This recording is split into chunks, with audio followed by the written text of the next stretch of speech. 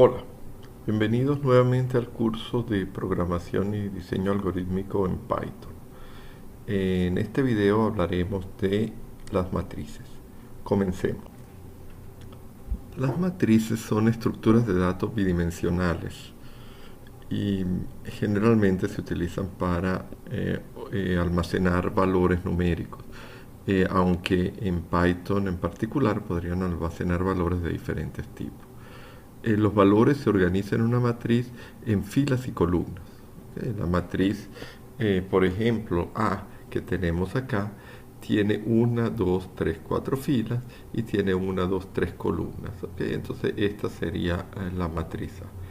En particular, cada uno de los valores que está almacenado en la matriz se le llama el elemento, y para referirnos a cada uno de los elementos nos referiremos con el índice de la fila y de la columna. Quiere decir que yo puedo decir que este elemento, el que está aquí arriba, es el que está en la primera fila y en la primera columna, en la primera fila, segunda columna este, y así sucesivamente, hasta este último que está en la cuarta fila, tercera columna. En Python, las matrices en realidad son listas de listas. Así maneja Python las matrices. Entonces lo que tenemos aquí en Python, que la matriz A sería una lista donde estarían las filas, y dentro de cada fila estarían los elementos de esa fila ordenados según su columna. Entonces la matriz A en Python estaría almacenada en memoria de esta forma. Y para crear la matriz yo puedo escribir A y entonces abro doble corchete. El corchete grande es para crear esta lista, y los corchetes pequeños son las pequeñas listas que forman cada una de las filas. Entonces, aquí tenemos la primera fila 102, la segunda fila 357, la cuarta fila 811 y la tercera fila y la cuarta fila la 246.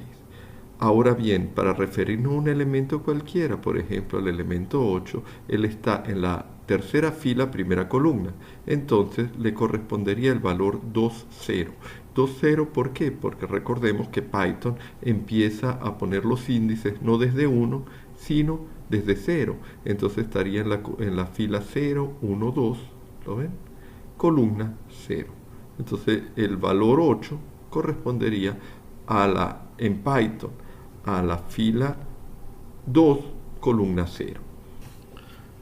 Entonces, como las matrices en Python realmente son listas de listas, todo lo que sabemos de las listas lo podemos aplicar para operar sobre las matrices. Entonces empecemos creando cómo se crea una matriz en Python.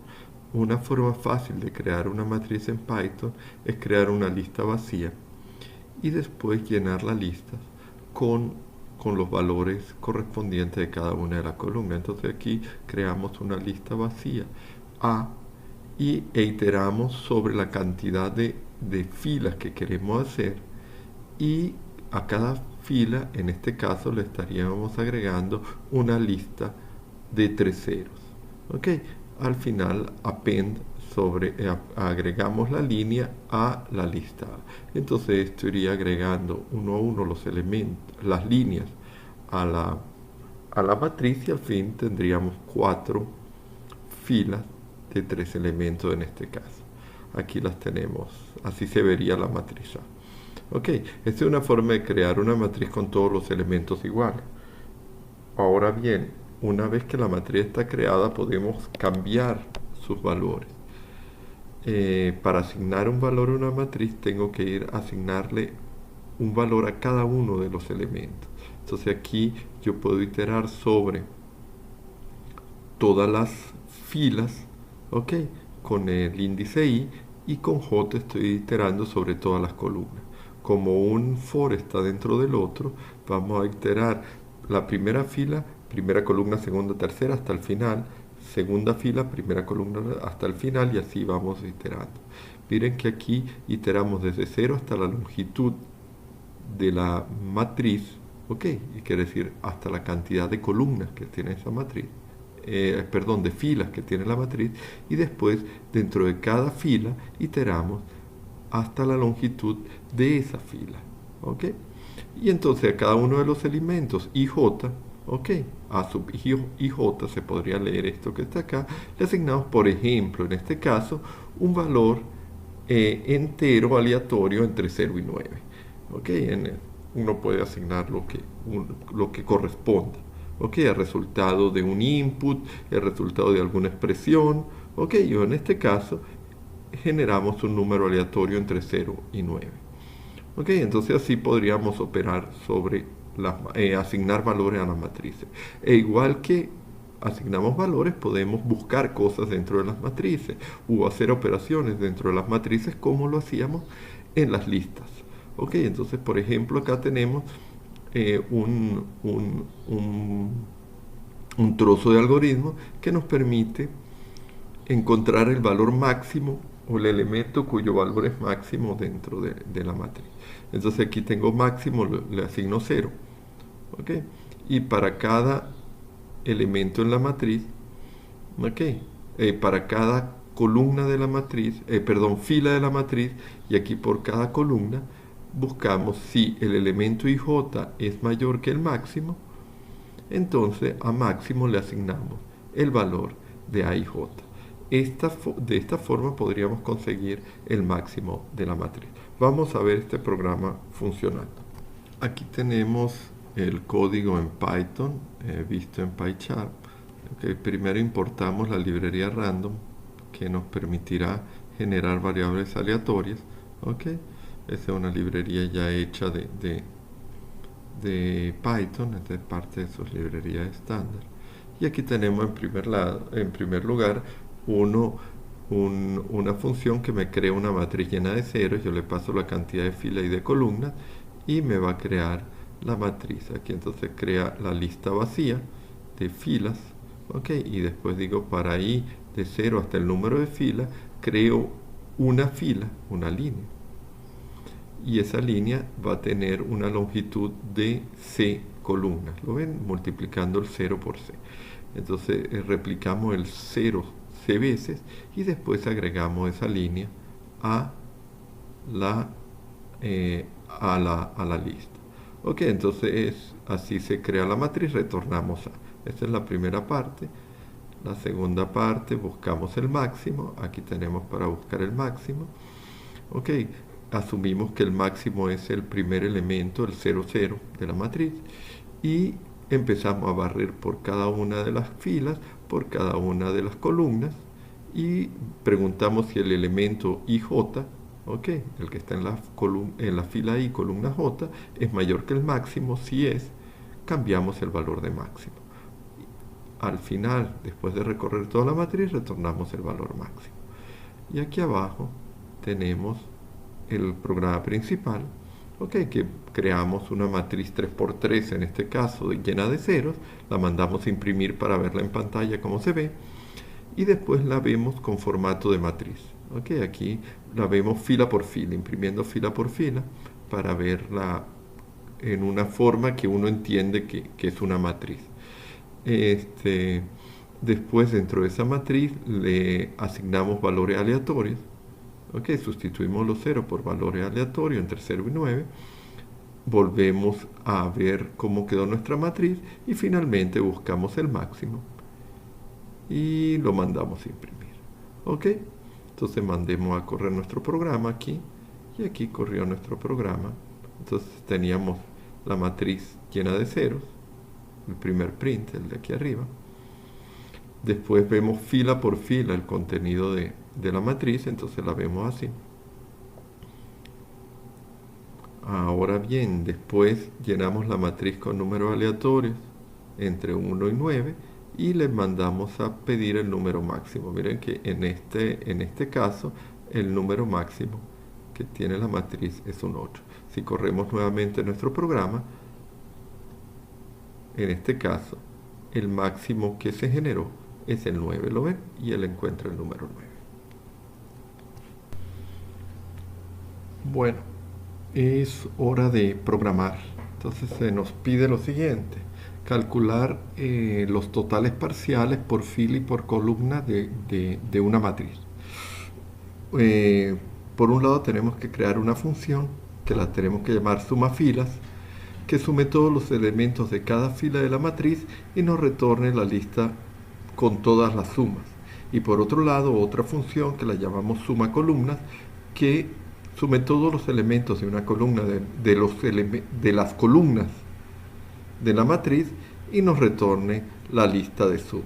La entrada de cada una de las funciones va a ser la matriz y la salida va a ser estas listas. Por ejemplo, aquí tenemos, si mi matriz es esta A, que es 711, 180, 287, 446, la suma de filas sería 7 más 1 más 1, 9, 8 más 1 más 8 más 0, 9, 2 y 8, 10 y 7, 17, y abajo es 4 y 4, 8 y 6, 14. ¿Okay? Entonces estas serían las cuatro sumas de las cuatro filas. Entonces la salida de la primera función, suma filas, debería ser 9, 9, 17, 14. Una lista con estos cuatro números. En cambio, para la suma de las columnas vendría siendo 7 y 1, 8, 10, 14 la primera columna. La segunda sería 9 y 8 y 4, 21.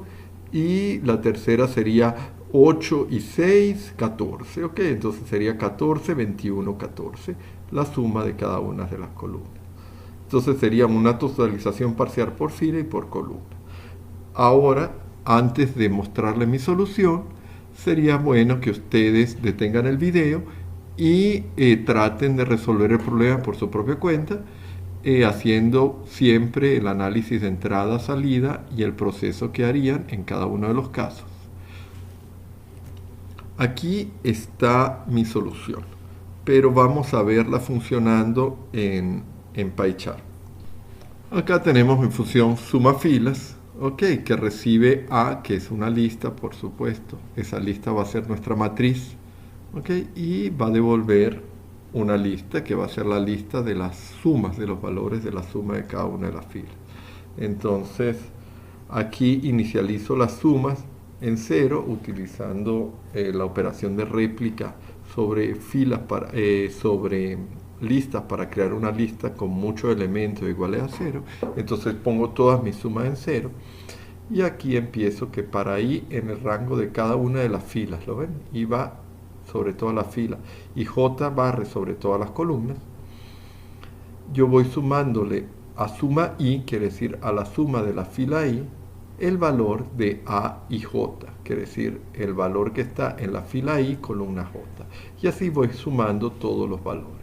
Una vez que salga el barrido de los dos for, por fila y por columna, retornamos el valor de la suma. Del mismo modo, aquí tenemos suma columna.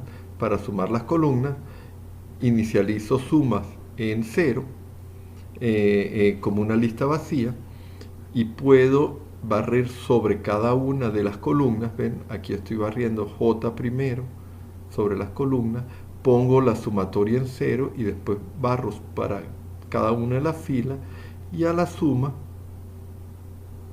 a esta sumatoria le sumo el elemento IJ, ¿correcto? Esta es otra forma de hacer la suma. Aquí estoy barriendo primero por columna y después por fila, en cambio en la otra barrí primero por fila y después por columna.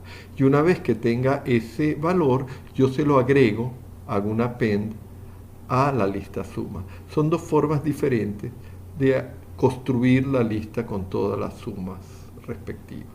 Entonces se las quise mostrar de las dos formas para que ustedes puedan compararlas y ver que sobre una matriz uno puede barrer de diferentes formas su contenido.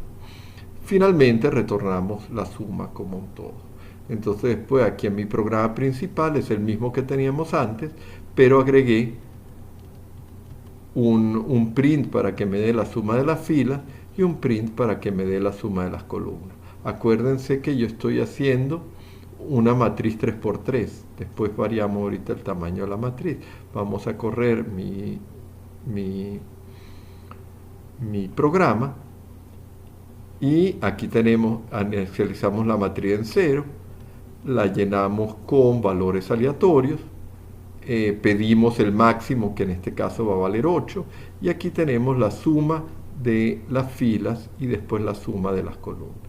Si vemos mi matriz, es 6, 1, 8, 15 la primera fila, 5 y 5, 10, 16 la segunda fila, y 7 y 1, 8 la tercera fila. Ok, las sumas dan esto.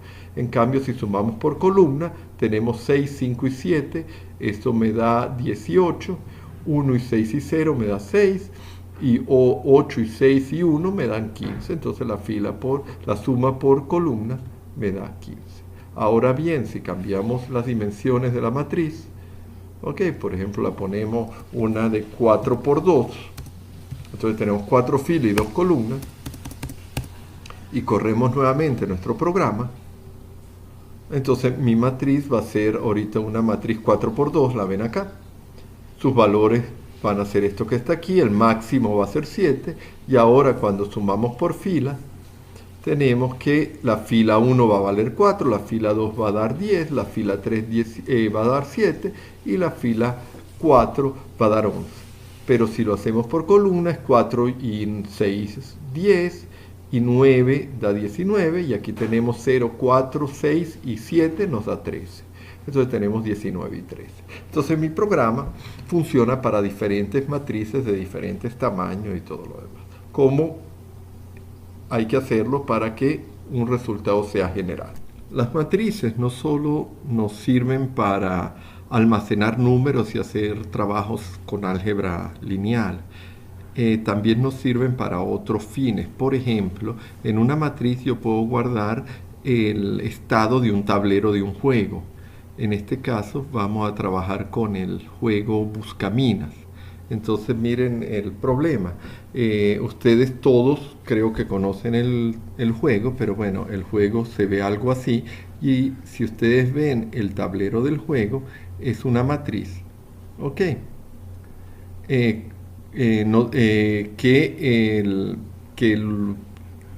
Inicialmente están todas tapadas y el jugador tiene que destaparlas sin darle a las minas. Ok, y él no sabe dónde están las minas. Entonces se nos pide desarrollar una función que indique si una casilla tiene o no una mina. Ok, solo esa función, no estamos pidiendo hacer todo el juego. Si no hay una mina, la función indicará la cantidad de minas que hay en las casillas circundantes. Por ejemplo, aquí alrededor de esta casilla hay una mina, alrededor de esta casilla hay 3 minas. Ok, y alrededor de esta casilla hay 5 minas. Entonces aquí hay 2, estos números que indican cuántas minas hay. La función recibe 2 números enteros, ¿okay?, que identifican la fila y la columna de la jugada. Por ejemplo, si yo voy a jugar en esta casilla, sería fila 1, columna 2. ¿Okay?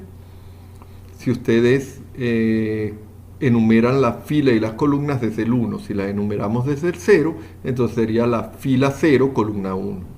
¿Okay? Y también el tablero completo. Y el tablero es una matriz de ceros y unos, donde los unos indican que en esa posición hay una mina y los ceros indican que en esa posición no hay una mina. La función debe retornar -1 si en la casilla hay una mina, o un número entre 0 y 8 que indique el número de minas que se encuentra a su alrededor. Quiere decir, miren que alrededor de una casilla no puede haber más de 8 minas, ¿ok?, porque alrededor de cada casilla hay un máximo de 8 casillas posibles. ¿Okay? Entonces, esa es la función, vamos a desarrollarla. Como les dije en el caso anterior, paren el video en este momento y traten ustedes de desarrollar la función para este problema y después la comparan con mi solución. Siempre recordando hacer el análisis de entrada-salida y escribir el procedimiento en Python. Esta es mi solución de la función jugada. La función recibe la fila y la columna F y C, que son dos números enteros, y el tablero, ¿okay? Que es una matriz, que es para Python una lista, y va a devolver un número entero. ¿Okay? La idea de la función es la siguiente: es trabajar con una submatriz de 3×3 centrada en la fila y la columna, quiere decir la posición donde yo jugué. Y en esta submatriz revisaremos alrededor del punto de la jugada cuántos 1 y cuántos 0 da. Claro, luego de revisar que en la posición donde fue la jugada no hay un 1. Entonces lo primero que revisamos aquí, ponemos n como el tamaño del tablero, ok, si es un tablero cuadrado, n por n, y ponemos la salida en -1, suponiendo que le dimos a una mina. Y preguntamos si el tablero en la posición FC, quiere decir en la fila columna que jugamos, es igual a 0, entonces salida se vuelve 0, quiere decir ya sabemos que no es una mina donde jugamos, y empezamos a recorrer I desde F-1 hasta F+1. Ok, y el rango entonces sería hasta F+2, porque F+2 no está en el rango de I. Y J va desde C-1 hasta C+1, quiere decir aquí ponemos range desde C-1 hasta C+2. Una vez que hacemos esto, preguntamos si I es mayor que 0 e I es mayor o igual a 0 y menor que n. ¿Por qué? Porque si estamos jugando justo en la primera fila, entonces cuando hacemos F-1 estaríamos fuera del tablero, ¿no? Entonces, para asegurarnos que estamos dentro del tablero, si I está dentro del tablero y J igual, J va desde, si J es mayor o igual que 0 y menor que n, entonces J está dentro del tablero. A salida le sumamos lo que indica el tablero. Acuérdense que el tablero iba a decir 1 si hay una mina y 0 si no hay mina. Entonces estamos contando la cantidad de unos. Por supuesto vamos a contar esta posición, pero en esta posición, si estamos dentro de este lazo, es porque esa posición valía 0. Entonces no hay problema, sumaríamos ese 0. Entonces si hacemos esto, cuando I vale fila -1, columna -1 sería 1, más 0, más 0, más 0, más 0, más 1, más 1, más 1, más 0. Total salida sería igual a 4. Vamos a ver cómo funciona este algoritmo, este programa, en PyChart. En PyChart tengo aquí mi función jugada, pero antes de la función jugada tengo una función que me permite crear un tablero. Ok, lleno aleatoriamente con 0 y 1. Ok, entonces le doy el tamaño del tablero n y le doy la cantidad de minas que voy a poner en el tablero y voy llenando el tablero. Ok, entonces miren, primero genero el tablero como vacío, después lo lleno de ceros, genero una matriz n por n igual a 0, como vimos anteriormente que se generaba, y después digo, mientras que el número de minas que haya puesto, que lo llamé I, sea menor que m, que es el número de minas total que yo quiero poner, entonces genero una fila y una columna aleatoria, y si en esa columna no hay una mina, pongo una mina e incremento el valor de I. ¿Lo ven? Una vez que I llegue a m, yo ya puse m minas en mi tablero y retorno el tablero. Esto es para llenar el tablero. Por otro lado tenemos la función de jugada, que es la que acabamos de ver, aquí está documentada. ¿Okay? Crea la fila, la columna y el tablero y retorna de acuerdo a las indicaciones que se dieron. Okay. Y por último, aquí está mi programa principal para probar si mi función está trabajando bien. Entonces pido que me construya un tablero de 5x5 con 15 minas en este caso. Le voy a poner 15 minas en el tablero y mando escribir el tablero en pantalla para simplemente verlo, y después hago una jugada y verifico si la jugada es si el resultado de la jugada es correcto. Entonces vamos a correr mi programa, busca minas, y entonces aquí me genera un tablero, ¿lo ven? Tiene 1, 2, 3, 4, 5, 6, 7, 8, 9, 10, 11, 12, 13, 14, y me comí alguna, creo que 15 minas. Ok, aquí están las 15 minas. Entonces vamos a dar una fila y una columna. Vamos a, por ejemplo, a ponerla 0, 0. Entonces estaría jugando en esta posición 0, 0, y entonces me da -1, ¿correcto? Lo que esperaba. Volvemos a correr mi programa. Ahorita tengo otra vez 15 minas distribuidas diferentes, y voy a poner, por ejemplo, la fila 0, columna 2. Entonces voy a jugar en la 0, 2, y entonces me dice que hay 3 minas alrededor de esta posición. ¿Cuáles son las 3 minas? 0, 0, 1, 2, 3. ¿Las ven? Las 3 minas. Vamos a jugar otra vez. Y vamos a poner una posición más central. Vamos a jugar, por ejemplo, esta de aquí, que sería la fila 1, columna 2. Y ahí me dice que hay 6 minas alrededor. Hay 1, 2, 3, 4, 5 y 6. ¿Las ven? Cuenta las minas que hay alrededor. Igualmente puedo jugar en una esquina. Vamos a jugar esta esquina, que sería la fila 0, columna 4. Y entonces me dice que hay 3 minas alrededor. ¿Lo ven? Entonces está funcionando bien mi programa. Ok. Espero que les sea de utilidad. Vamos a seguir programando con esto de las matrices y trabajaremos con un tercer ejemplo. Vamos a procesar imágenes.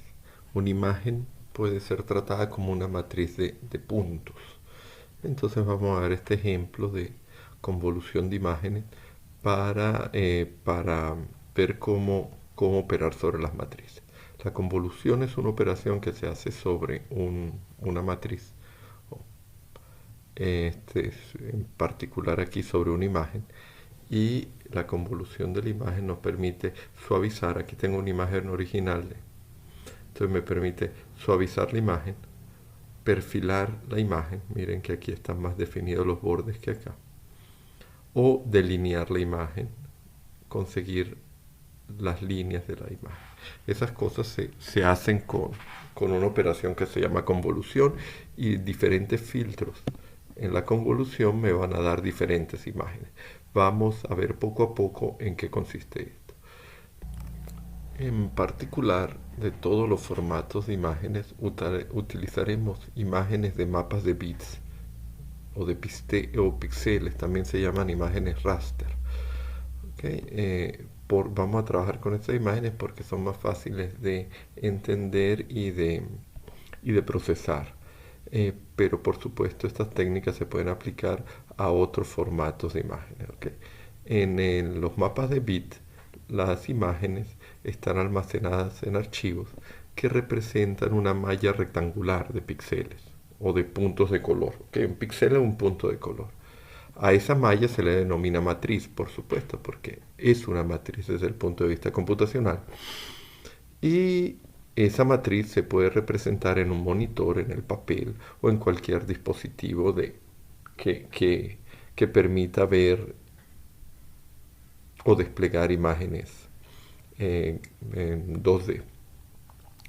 De todos los formatos de mapas de bits, vamos a utilizar uno en particular, el PGM, y lo vamos a utilizar en ASCII, quiere decir no en binario, sino en texto, Y PGM significa mapas de grises portátiles, y nos permite representar las imágenes en escala de grises. Por supuesto, hay formatos para blanco y negro y hay formatos para colores, pero vamos a utilizar el de mapa de grises que considero adecuado para este ejemplo. el encabezado de un archivo PGM tiene los siguientes campos. En primer lugar tiene un número mágico que para el PGM es P2, ¿ok? Ese es su número mágico. Después puede haber comentarios, los comentarios vienen con el numeral, un número que indica la cantidad de columnas que tiene el archivo, o la imagen, perdón. Después otro número que me dice la cantidad de filas que tiene la imagen. Y por último tiene la profundidad, quiere decir que de cuántos bits estamos hablando para cada píxel. Eso puede ser un bit, un byte, 2 bytes, dependiendo de la cuestión. Más información sobre el formato PGM la consiguen en esta dirección web. Vamos a ver cómo es el formato de nuestra imagen. Abrimos el terminal y vemos el encabezado de nuestro archivo aquí. Este es el encabezado de nuestro archivo, este es nuestro archivo. Lo estamos viendo las primeras 10 líneas del archivo. Aquí. Ok. Y vemos efectivamente que empieza con P2. Después viene un comentario que puede no estar. Y dice quién lo creó. Ok. Que fue creado por un programa que se llama GIMP con la versión tal y todo lo demás. Después viene el tamaño de la imagen. Es de 474 por 474 píxeles. Y después viene que la profundidad es es de 255 bits. Ok, esta es la profundidad, quiere decir la cantidad de grises que voy a tener, que van desde el blanco hasta el negro, va a ser 2 a la 200, perdón, va a ser 255 tonos de grises diferentes para esta imagen. Y después empieza el primer píxel, el segundo, el tercero, el cuarto, el quinto y así sucesivamente. Y la imagen es larga. Aquí podemos ver todos los píxeles de la imagen. ¿Lo ven? Aquí pasaron todos los píxeles de la imagen. Todos. Ok, son muchísimos píxeles. No los vamos a ver uno por uno. Ok, pero en eso consiste este formato que es relativamente fácil de entender. Es un archivo texto que podemos ya manipular con lo que sabemos y hemos aprendido en la materia. Bueno, aquí tenemos nuestra función para leer un archivo PGM. Ok, le pasamos la ruta donde está el archivo, ok, que es una cadena de caracteres y nos va a devolver una lista que en realidad va a ser una matriz de píxeles que contiene la imagen en escala de grises. Entonces lo primero que hacemos es abrir el archivo, ok, lo voy a llamar archivo, y recuerden que una vez que hayamos leído todo el archivo tenemos que cerrar. Leemos la primera línea que contiene el magic number, que no lo vamos a usar para nada. Después leemos la segunda línea que tiene el comentario, tampoco lo vamos a utilizar. Después leemos una tercera línea que tiene las dos dimensiones, entonces leo toda la línea y pico la cadena de caracteres por el espacio en blanco que hay entre las dos dimensiones, y entonces me va a dar la dimensión del alto y el ancho, ¿okay? En la posición 0 y 1 de dimensión. Y por último leo en la cuarta línea la profundidad de píxel. ¿Okay? Una vez que leí el encabezado, creo una lista vacía donde voy a almacenar la imagen, y para cada una de las filas, miren que hay tantas filas como alta es la figura, creo una fila vacía y los píxeles que hay uno por línea los voy leyendo uno a uno y los voy introduciendo en la fila aquí. ¿Cuántos píxeles voy a introducir en la fila? Tantos como la figura sea ancha, ¿no? Una vez que se alcance el ancho de la figura, la fila se agrega a la imagen, se crea una nueva fila vacía y se sigue leyendo. Esto se repite tantas veces como filas tenga la figura. Una vez que se termine de leer la última fila, salimos de los dos for y cerramos el archivo y retornamos la lista con la matriz de píxeles almacenada en imagen. Ahora veamos cómo se aplica el algoritmo de convolución. Ok, para aplicar la convolución se debe seguir los siguientes pasos. Ok, o el siguiente algoritmo. Entonces uno tiene una máscara y esa máscara se desliza sobre la imagen píxel por píxel. Se calcula el promedio ponderado de los píxeles multiplicados por la máscara, ok, para asignárselos al píxel que está en la posición central. Y ese va a ser el nuevo valor de ese píxel, o el valor del píxel en la posición de la nueva imagen. Ok. Y por último hay que cuidar siempre que el rango que los valores de los píxeles no estén fuera de rango, ¿okay? Que no se haya desbordado el valor del píxel. En nuestro caso, si nuestra profundidad es de 255, quiere decir que ningún valor esté por debajo de 0 ni por encima de 255. Eso quiere decir cuidar que no haya desbordamiento. La máscara debe ser cuadrada, ¿ok? Puede ser una máscara 3x3, 5x5, 7x7. Esas son típicas máscaras, ¿ok? Siempre tiene que ser impar el número para que haya una posición central en la matriz, ¿ok? Y hay diferentes máscaras. Por ejemplo, esta máscara de aquí, 3x3, es una máscara que permite delinear, suavizar una imagen, ¿ok? Esta máscara es una máscara que permite perfilar una imagen, y esta máscara es una máscara que permite delinear una imagen.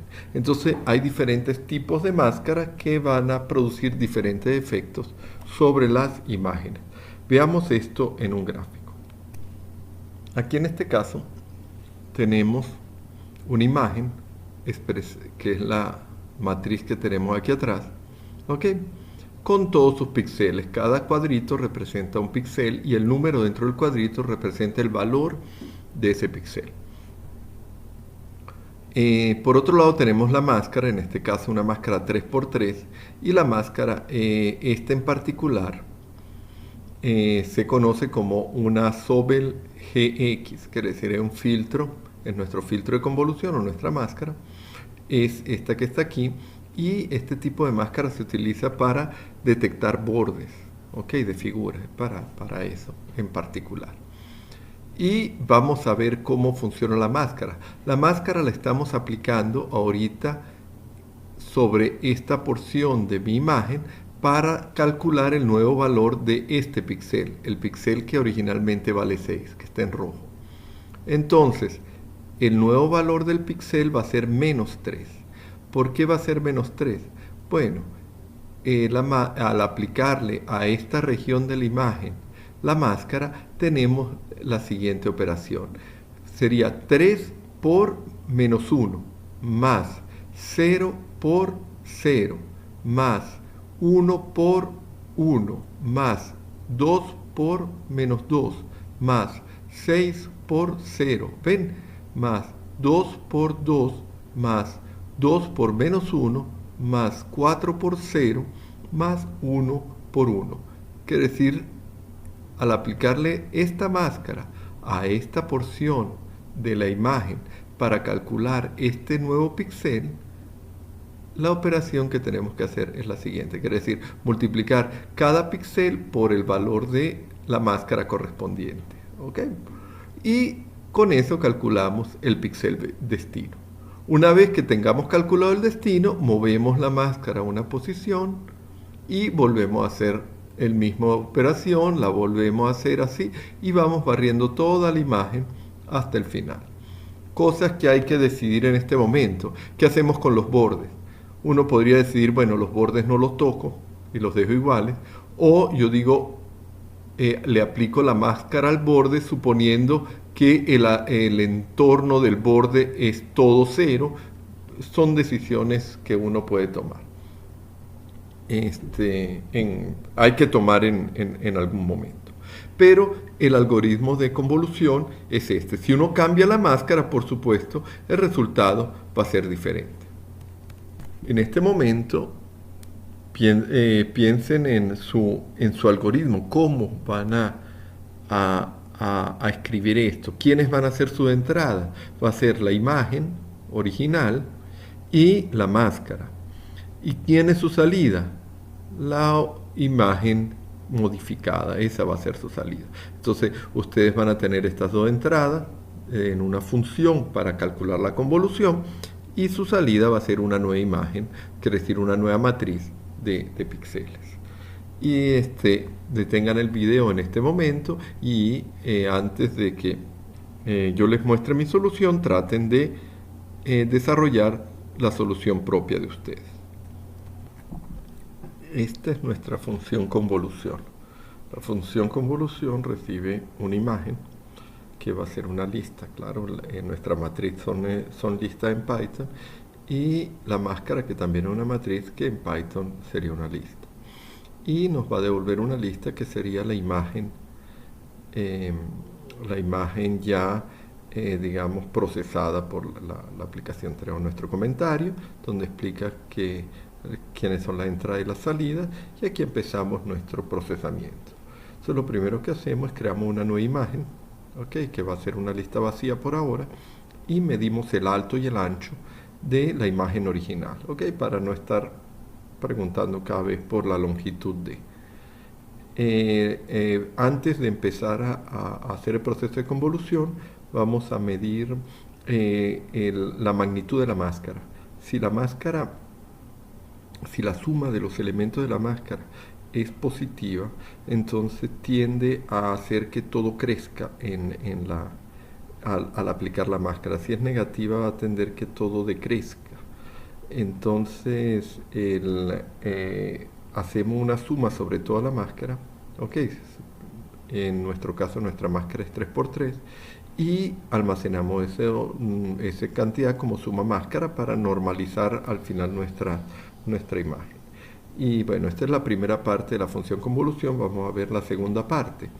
En la segunda parte de la función convolución, aquí empezamos a procesar realmente la imagen, ¿no? Entonces por cada por cada una de las filas, sería aquí, la fila de la nueva imagen empieza en blanco, como una lista vacía, y aquí barro con C cada una de las columnas, ¿no?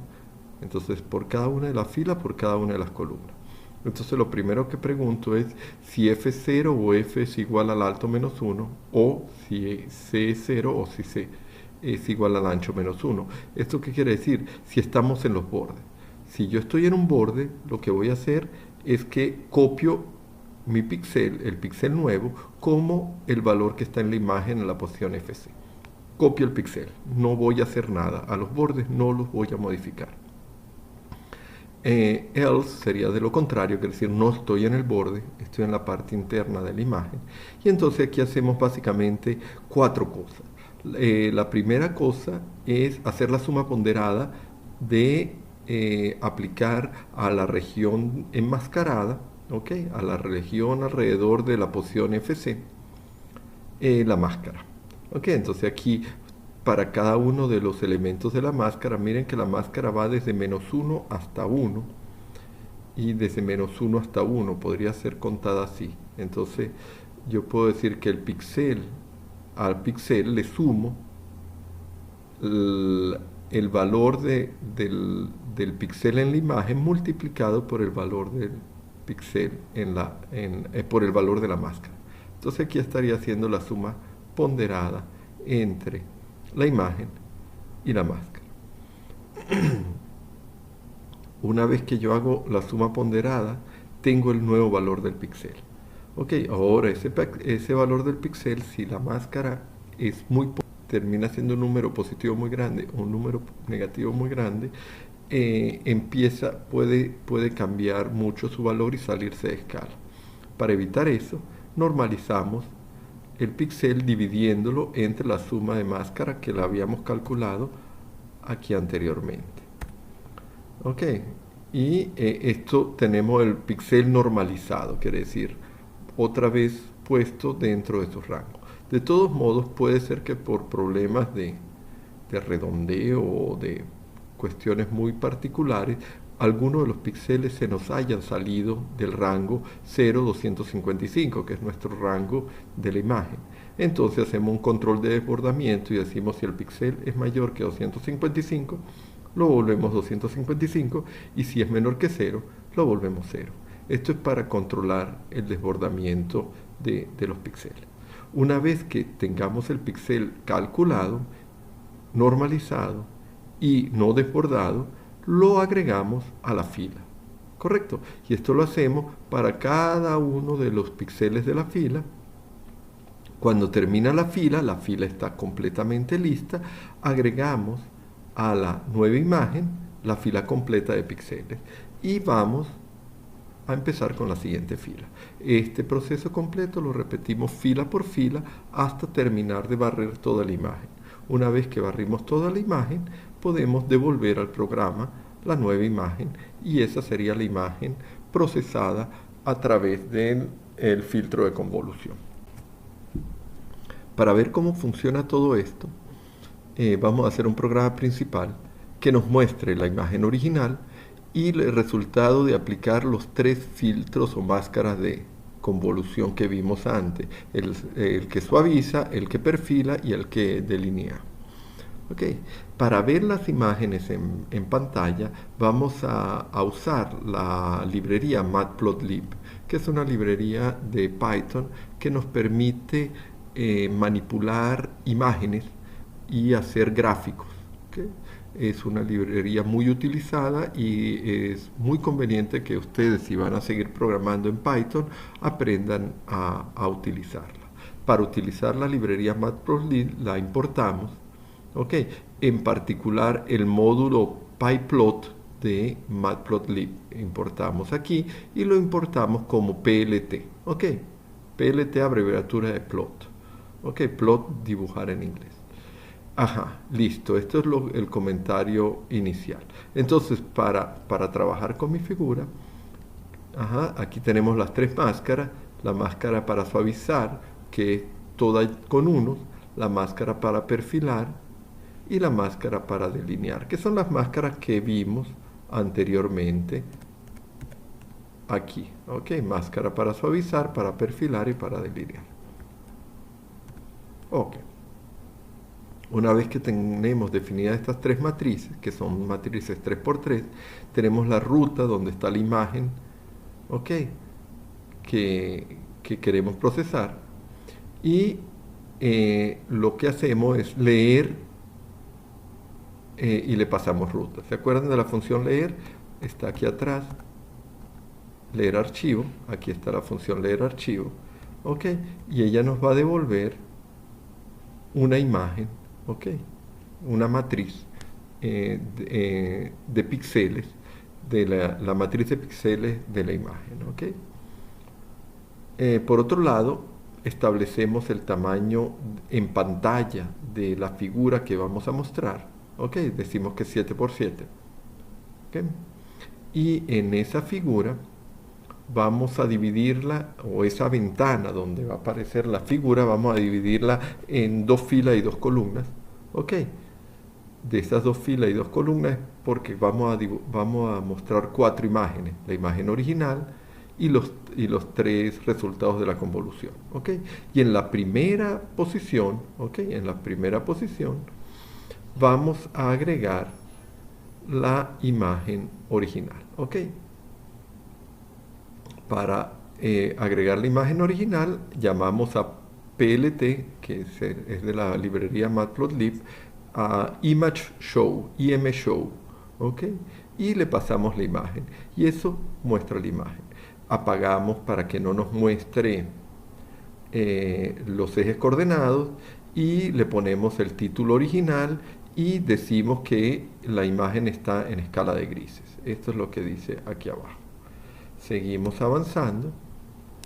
Ahora vamos a agregar en la posición 2 de esta plantilla 2×2 donde voy a poner la imagen. En la posición 2 yo voy a poner el ImShow, ¿lo ven? De la convolución de la imagen con la máscara suavizar. Entonces aquí, como segunda imagen, vamos a tener la imagen suavizada. Ok, igual apagamos los ejes coordenados, le ponemos un título y decimos que la imagen está en escala de grises.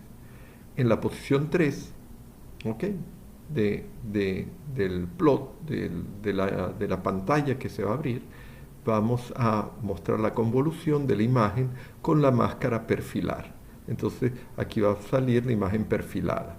Apagamos los ejes coordenados que no los queremos ver, ponemos un título y decimos que está en escala de grises, y por último la cuarta imagen que queremos poner, ok, va a ser la convolución de la imagen con la máscara delinear. Apagamos los ejes, decimos que es delineada, decimos que es en escala de grises. Ya construimos la imagen que queremos mostrar, una imagen compuesta o una figura compuesta con las 4 imágenes. Entonces le decimos al Python, a través de la librería Matplotlib, que muestre, show, la figura que acabamos de dibujar. Vamos a ver cómo se ve esto. Ok, aquí tenemos el código en PyCharm. Okay, aquí ven, importo la librería Matplotlib, el módulo pyplot, ok, como plot. Tenemos nuestra función que lee un archivo PGM, ok. Tenemos nuestra función de convolución aquí abajo, la ven completa, aquí está completa. Esta función binarizar no la estamos usando. Y por último, aquí tenemos nuestro programa principal, que vamos a marcarlo como programa principal,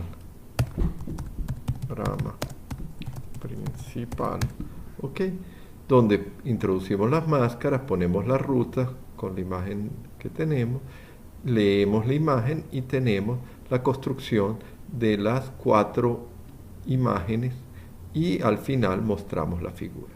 Ok, eso es lo que queremos hacer en este programa. Entonces, si ahorita yo mando a correr el código de convolución, tarda un poco y eventualmente aparece en pantalla la imagen con las 4 figuras. Aquí las tenemos, vamos a ver si las puedo poner del tamaño correcto. Ok, aquí las tengo ya para ustedes. Entonces tengo la imagen original, ok. Aquí tenemos la imagen suavizada. Aquí tengo la imagen perfilada, miren que es mucho más marcado los bordes. Y por último aquí tengo la imagen delineada. Entonces miren que un código relativamente corto, no llegamos a 119, 120 líneas de código. En estas 120 líneas de código podemos hacer algo ya relativamente importante. Vamos a ver otro ejemplo. Voy a cambiar la imagen. Quito la imagen del tucán y voy a usar una imagen de la Torre Eiffel para que ustedes vean cómo funciona esto. Ok. Y podemos ver qué es lo que pasa. Ok, aquí tenemos la imagen de la Torre Eiffel otra vez. Ajá. Ok, la tenemos aquí, la imagen original, aquí la tenemos suavizada, perfilada y delineada. Noten que esta imagen, como tiene mucho más contraste que el tucán, entonces cuando uno perfila o delinea se nota muchísimo más, igual que cuando uno suaviza la imagen pareciera perder el foco. Entonces esto del uso de las librerías es interesante. Podemos agregar una nueva máscara,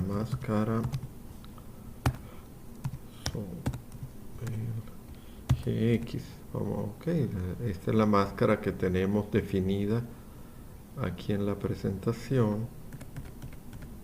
Ok, la Sobel GX la ven, que es -101, -202, -101. Vamos a definirla en mi programa Sobel GX. Ok, y vamos a ver cómo se ve. -1, 0, 1, coma, -2, 0, coma, aquí falta una coma, 2, coma, y la última es menos 1, 0, 1. Ok, definí esta máscara. Entonces vamos a sustituir, por ejemplo, la máscara suavizada por la máscara,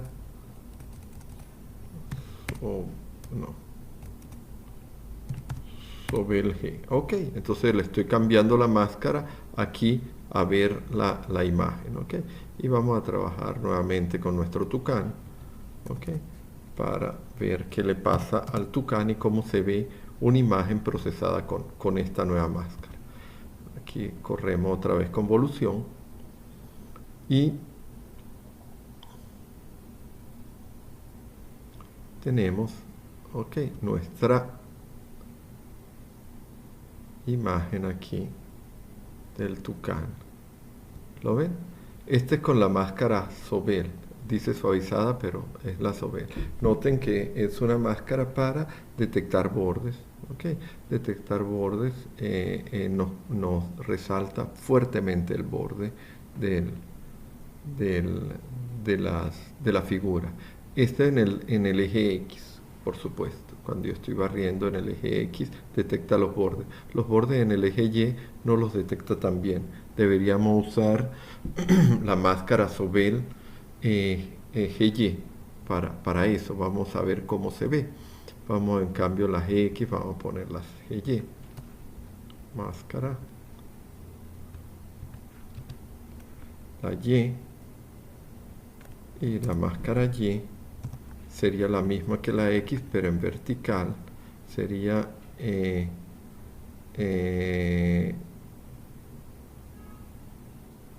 menos 2, menos 2, menos 1. Aquí sería 0, 0, 0. Y aquí sería 1, 2, menos 1. Ok, esta es la Sobel Y. Dijimos que le íbamos a poner acá Sobel X, vamos a poner, este vamos a cambiar aquí y se llama Sobel GX, y aquí abajo tenemos en cambio la perfilada, vamos a poner la máscara Sobel GY. Ok, y cambiamos aquí el nombre como Sobel GY. Ok, para ver cómo funciona. Ponemos a correr mi programa. Tarda un poquito porque la imagen es grande y el proceso es pesado. Okay. Y aquí tenemos las 4 imágenes. ¿Las ven? Miren que aquí el delineado en vertical es mucho mejor y aquí el delineado en horizontal es muy bueno. Y entonces, bueno, el procesamiento de imágenes se basa también en esto del manejo de matrices, y como ven, no hace falta unos programas tremendamente complicados para poder manipular las imágenes. Son algoritmos relativamente simples. Un último comentario acerca de las matrices. En Python hemos visto algoritmos para manipular matrices, pero no para hacer operaciones matriciales de álgebra lineal como las que se hacen en los cursos de álgebra. Esto es así porque el uso de matrices para cálculos de álgebra lineal es relativamente ineficiente en Python, usando este tipo de matriz. Entonces existe una librería especializada para trabajar álgebra lineal, pero el cubrir esas librerías se escapa del alcance del curso por ahora. Bueno, muchachos, esto es lo que les quería contar de matrices, y como ya les dije, hay mucho más de matrices que lo que vimos aquí, pero vimos algo de manipulación de matrices, para buscar cosas en una matriz o en una tabla, trabajarlas como tablas. Vimos algo de las matrices usándolas como tableros de juego, y este último ejemplo de matrices para procesamiento de imágenes. Esos son 3 ejemplos del uso de matrices que se pueden dar con algoritmos, en particular en Python. Chao.